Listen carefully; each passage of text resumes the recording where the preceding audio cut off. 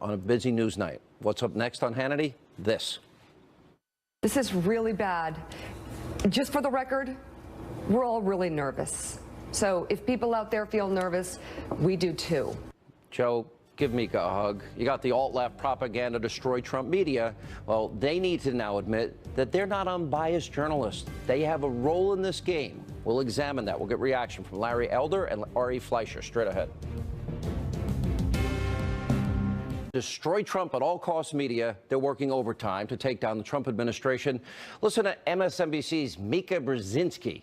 She seemed to be fighting back tears yesterday. She was so upset talking about President Trump. Watch this. We're at a low point in American history, and I don't know how anybody can defend this president, even if it's their job. Like, you've got to have a job after this. You've got to look in the mirror after this. This is not funny. This is really bad. Just for the record, we're all really nervous. So if people out there feel nervous, we do too. We don't think this is funny. Really? A little maybe overwrought there. And CNN's Anderson Cooper, he says he's muted President Trump on Twitter. Let's look at more of the liberal media. And I've actually muted the president on Twitter. Don't tell him. What? I've muted him. You can do that? Yeah, you know, when you get annoying people tweeting you, you don't want to delete, because then that tells them you've deleted them. Oh. So if you just mute them, they think you're still following them, and you don't actually see their tweets. I just don't want to have that drama in my life. It's like, again, it's like having president of that drama. It's like having a. You have to accept that he's president. It's Stop. like having you have to accept that he's president. No, of course I do. I have great respect for the president. Doesn't seem like it. I just don't need to follow him on Twitter. There's your fair, your balanced, unbiased journalist. Maybe they should stop pretending now and be who they are. Radical, lazy, leftist, activists on TV. Joining us now with reaction, Salem, nationally syndicated radio talk show host Larry Elder, who's laughing, and former White House press secretary Ari Fleischer. All right, Ari, is that fair and balanced, or are they are they any different? Is that fair and balanced? I just want poor Mika. Somebody get her either a stiff drink or a padded room. Help her out. Well, let me just say I'm not nervous. But look, Sean, as a press secretary, former press secretary, my job was to deal with all reporters, and I do, and I continue to enjoy doing that. But let me also add, Republicans always have to work twice as hard as Democrats to get a fair break in the press, and Donald Trump has to work 3 times as hard. And no, it's not fair and balanced. You know, you have to be a professional in this business, and I don't like the idea of professional journalists, neutral journalists, saying they're muting a president, a news source. And Mika's an opinion journalist, so she's in a bit of a different category.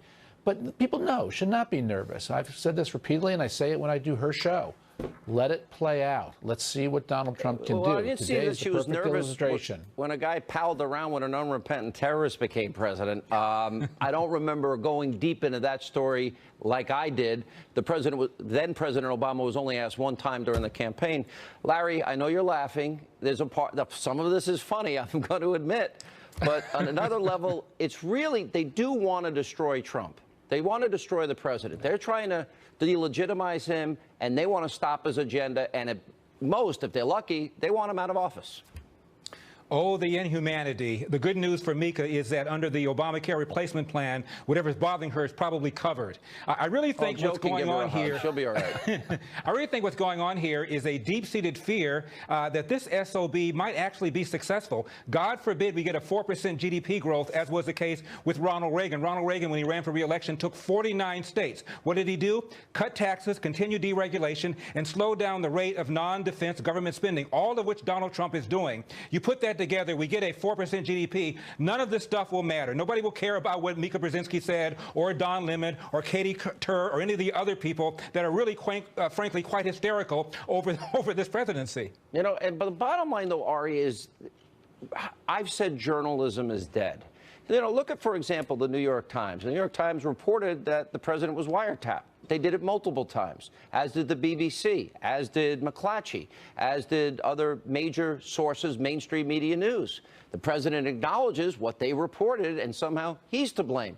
When are they ever going to have some introspection, some self-examination as it relates to colluding with Hillary Clinton?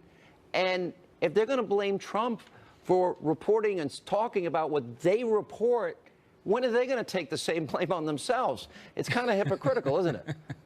It will never happen, Sean. And you know, look, I'm in a little bit of a different position on this in terms of my viewpoint. I don't think they're dead, but I think they've severely wounded themselves. And the American people agree with that. And that's what the Gallup poll that came out last fall showed. You agree they colluded with Hillary? Would you agree they didn't bet Obama? Instances of questions shared. You had questions of them sharing questions for a debate. That happened on CNN in one instance. And that never should have happened. And so the point is, the press is not neutral. The press is biased. I've dealt with that for the decades that I was in Washington, from Capitol Hill all the way through the White House. It's far worse with Donald Trump. And that's the era we're in now. But look at the day like today. Today is what the Trump presidency is and should be about: repealing and replacing Obamacare. Larry's right. These are the big issues upon which Donald Trump's presidency is going to rise or fall. And today has been a very good day for Donald Trump. I think that's good, with one caveat. He's got a lot of conservative opposition. I think they should have built the consensus plan before they released it. That's my own personal view. Secretary Price was very clear that it's going to happen in 3 phases, and that all of the critics will be included in the end. Larry, I say that if Donald Trump checks off that promise list and gets it done, he walks into re-election in spite of all the noise that you hear everywhere. I agree with that 100%. And it's one thing for the media to be biased. We already knew that. It's another thing for the media to collude. And because of WikiLeaks, we found out the New York Times, the Washington Post, staffers for Jake Tapper at CNN, staffers for Wolf Blitzer, Dana Milbank, the columnist with the Washington Post, contacting the DNC, getting ideas, getting suggestions. This is collusion. This is far beyond just simply having a sympathetic and political, agreement with the left. These are people who are literally trying to get Republicans defeated.